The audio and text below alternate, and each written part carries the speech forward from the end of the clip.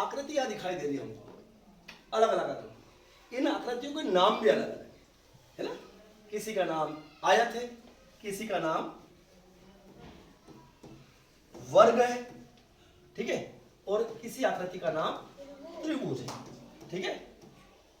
अब देखो यहां अपन, हाँ आप खड़े हो, देखो इसको क्या कहा है, ये कौन है, लड़का, बॉय, ठीक है।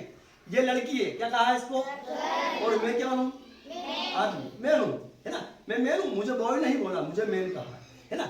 इसको बॉय लड़का बोला, इसको आदमी नहीं कहा, इसको लड़की कहा, गर्ल कहा, इसको लड़का नहीं कहा, इसको लड़की नहीं कहा, और इसको लड़का, इसको लड़की को लड़की बोला है, ठीक है। और अब अपन एक नाम से पुकारेंगे तो क्या बोलेंगे इसको अपन, मानव, है ना। हम मानव है, सब इंसान है अपन सब, ठीक है। बाकी यूं इसको अपने लड़की कहा है, इसको लड़का कहा है ना। बैठ जाओ, ठीक है।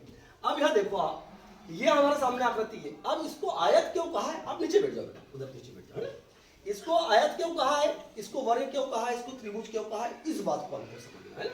जैसे अपन यहां देखते हैं, ये चतुर्भुज, क्या है ये, चतुर्भुज है ना।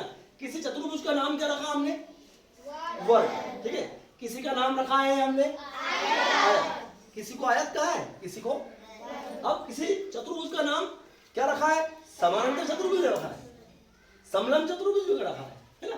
अब हमको यहाँ देखना है कि इस चतुर्भुज को आयत क्यों कहा है, इस चतुर्भुज को वर्ग क्यों कहा है, बात हमको यह समझना है, ठीक है। अब अपन देखते हैं कि हमने इसको मापा है, चार भुजाएं बताएं, चार भुजाओं से बनी हुई आकृति को, बंद आकृति, चार भुजाओं से बनी हुई, जैसे ये चार भुजा से बनी हुई है ना, बनी हुई चार भुजाओं से बनी हुई बंद आकृति चतुर्भुज कहलाती है।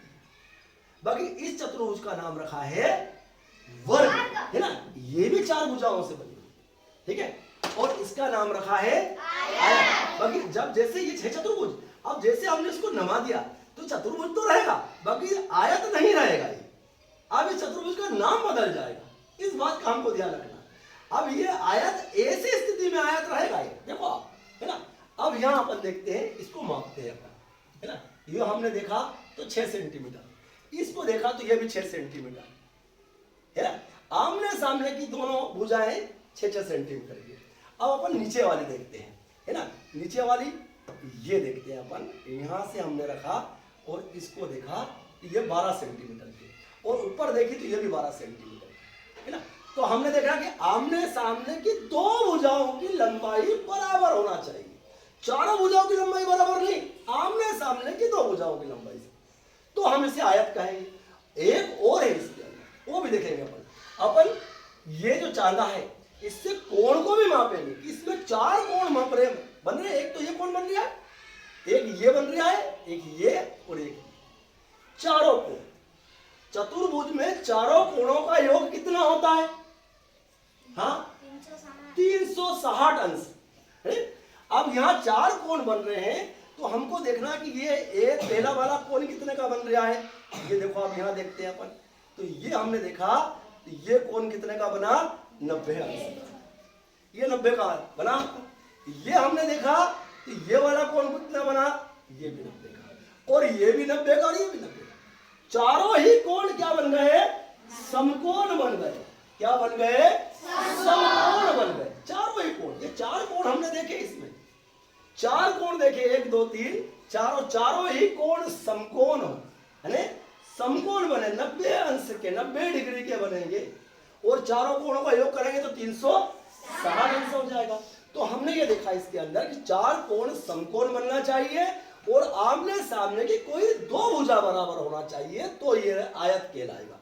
अब अपन ये देखते हैं, है ना। ये इसको वर्ग कहा है चतुर्भुज ये भी, है ना। बाकी इसमें एक भुजा कितने की है, 7 सेंटीमीटर की, ये वाली भी 7 सेंटीमीटर की, है ना। अब अपन ये देखते हैं, ये वाली भुजा ये कितने की है ना। तो ये हमने देखा ये भुजा भी कितने की है, 7 सेंटीमीटर की, और ये देखिए तो ये चारों भुजाएं 7-7 सेंटीमीटर की, चारों भुजा सब। अब इसमें अपन कोण देखते हैं, इसमें भी चार कोण बन रहे हैं। अब इसमें कोण कितने का बन रहा है देखते हैं अपन, देखो ये 90 का बन रहा है, ये वाला कोण देखा हमने तो ये भी 90 का बन रहा है, चारों ही कोण 90 के बन रहे हैं।